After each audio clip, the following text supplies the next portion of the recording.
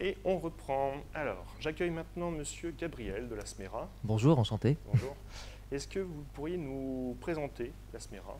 Quelles sont peut-être ses valeurs, ses missions et peut-être son secteur d'activité dans un premier temps? Oui, tout à fait.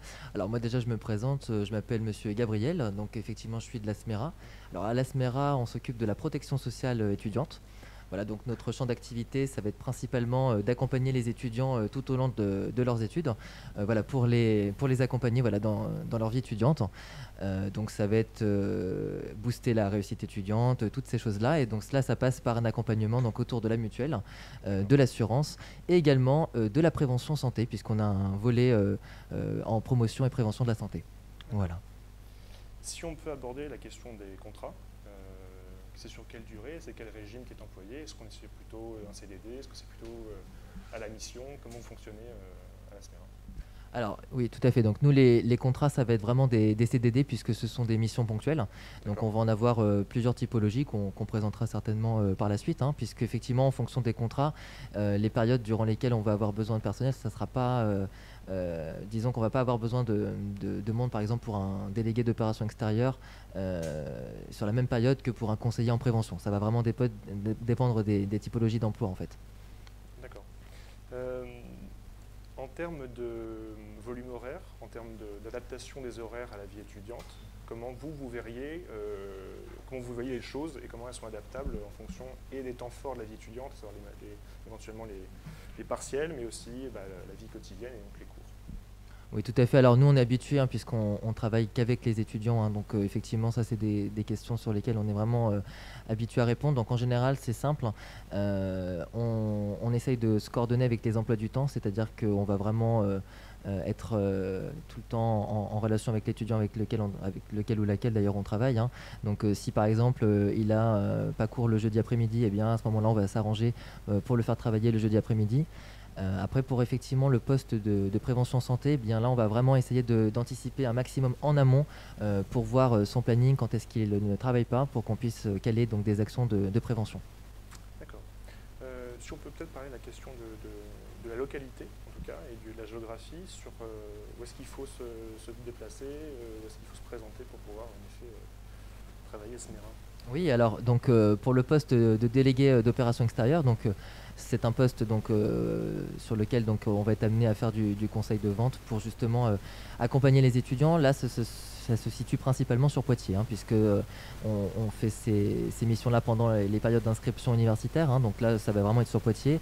Ça peut être soit en centre-ville, donc à l'agence de la SMERA, qui est située 73 rue de la Cathédrale, mais ça peut être également sur le terrain. Donc par exemple en cité universitaire, comme ce qui avait été le cas cette année, ou bien sur des salons ou directement dans la rue pour des opérations de street marketing.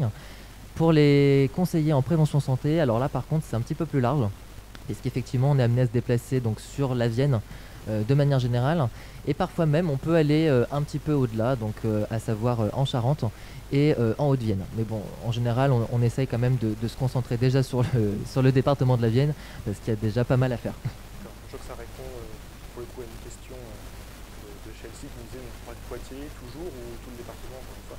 Et là vous venez de répondre, en fait ça dépend de la ville de Cascade. Tout à fait, voilà, c'est ça. Si on est sur le premier poste, donc délégué d'opération extérieure, là ce sera sur Poitiers principalement. Sur le deuxième poste, donc conseiller en prévention, là ça va rayonner sur tout le département. En termes de profil, avant de parler des formations requises pour l'embauche, en termes de profil d'étudiant, vous cherchez quoi?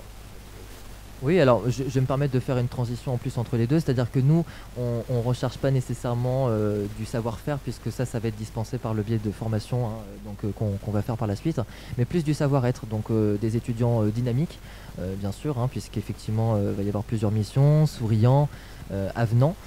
Après, pour le poste en conseiller de vente, bon, là, effectivement, la qualité requise également, c'est dans le domaine de la relation clientèle, puisque ça, c'est très important.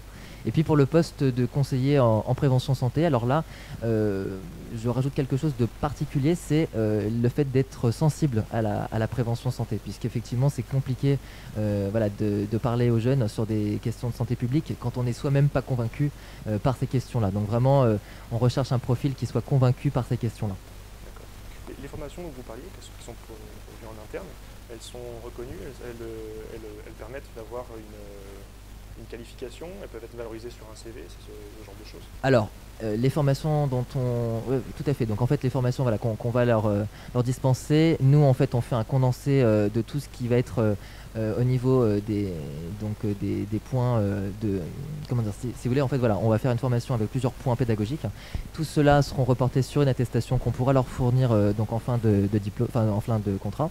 C'est pas reconnu par l'État, hein, si vous voulez, mais c'est quand même quelque chose qu'ils peuvent mettre en avant sur un CV puisque ça fait partie des savoir-faire qu'ils maîtriseront à la fin de leur période. Ok.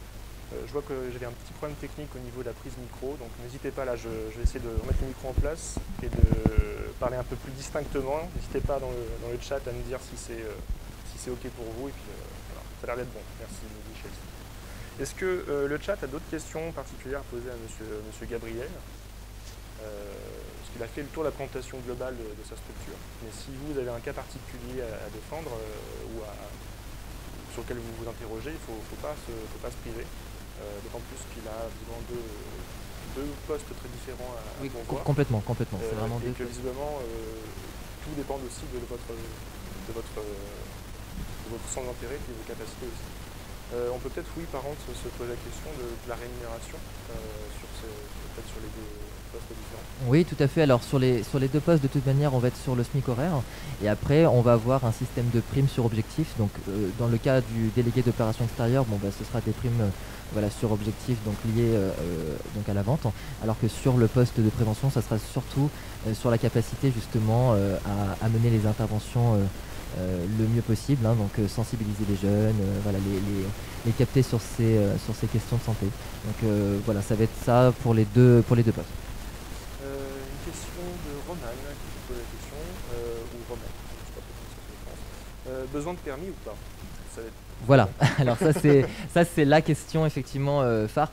Alors oui, le permis est quand même conseillé, comme je l'expliquais tout à l'heure en plus, hein, si vous voulez, quand on va être conseiller en prévention, ça rayonne sur tout le département, donc oui, c'est quand même fortement conseillé. Également avoir un véhicule, c'est pas mal, hein, ça permet vraiment de pouvoir se déplacer sans être dépendant de la personne qui vous formera. Donc évidemment, si on reçoit des CV avec donc le permis et le véhicule, ils seront pris en priorité, tout à fait. Ok. Bon, Rémi nous dit qu'il continue d'avoir un grésillement. Je pense que ça vient peut-être de mon micro à moi. Bon. N'hésitez pas, si ça continue, si vous avez d'autres remarques sur la qualité du son, je vais essayer d'adapter aussi le volume de ma voix et puis le rapprochement de micro. Vous me dites encore une fois si ça va. C'est une première fois pour nous, évidemment pour monsieur Gabriel aussi. Oui, tout à fait. Donc, tout à fait. On découvre un peu les joies du streaming et les problèmes techniques en même temps, quoi. Monsieur Gabriel, est-ce que vous avez peut-être un dernier mot ou est-ce qu'éventuellement une remarque par rapport au poste que vous avez à pourvoir, quelque chose qu'on va peut-être oublier dans le processus de questions? Oui, alors écoutez, je pense avoir fait quand même le tour de l'essentiel. Juste une dernière chose, parce qu'il me semble qu'on ne l'avait pas évoqué, c'est la période pendant laquelle on peut postuler à ces deux postes. Voilà. Donc pour le poste de délégué d'opération extérieure, bon là, la saison est finie pour ce poste-là. Il faudra en revanche repostuler l'année prochaine à partir de juin, puisque c'est de juin à octobre qu'on recherche des délégués d'opération extérieure. En revanche, pour le poste de conseiller prévention, là ça va commencer prochainement puisque c'est dès le mois d'octobre et ce jusqu'à la période de mars. D'accord. Voilà. Donc vous voyez, ça fait du mois d'octobre au mois de mars, donc c'est assez large. Donc n'hésitez pas à postuler. Vous avez également l'annonce que vous pouvez retrouver sur le site de Job Avis, donc voilà, n'hésitez pas. Peut-être si on peut préciser le nombre de postes à pourvoir, que ce soit dans l'un et dans l'autre. Oui, bien sûr. Alors pour le poste de délégué d'opération extérieure, on va rechercher aux alentours de 4 personnes pour l'année prochaine, et pour cette année, donc pour le poste de conseiller en prévention, on recherche 2 personnes. D'accord, ok. Voilà. Et pour le recrutement, ça se passe en une phase d'entretien, j'imagine? Voilà, alors bon, là évidemment, vous n'êtes pas sans savoir que les normes cette année nous imposent plus de rigueur, donc ça se passera en agence avec la distanciation sociale qui va avec, le port du masque, la désinfection des mains, mais voilà, sinon rien ne change, ça sera toujours dans nos locaux. Il y aura possibilité de le faire également en visioconférence, hein, si vous le souhaitez cette année, donc par Skype ou un autre logiciel, peu importe, hein. Mais sinon, on privilégie quand même l'entretien physique avec les distanciations sociales. Voilà. Ok. Bon, je crois qu'on a fait à peu près le tour. Est-ce que, si c'est bon, on va pouvoir passer. Alors, petite modification dans le planning, même en interne. On va repasser Grand Poitiers, parce qu'il y avait un petit couac dans le début du live et qui a empêché en fait la plupart d'entre vous de comprendre ce que disait l'intervenante. Donc voilà, on va refaire un petit bout de Grand Poitiers avant de passer à la suite des recruteurs. Et merci de nous suivre en tout cas. Merci Monsieur Gabriel. Merci à vous. Et n'oubliez pas, on va retrouver demain dès 10h tous les postes, comme vous l'aviez rappelé, à pourvoir sur jobalist.fr, la fiche de poste et puis les moyens de contacter aussi la SMERA. Voilà. Tout à fait. A tout de suite pour un nouveau Grand Poitiers pour le coup.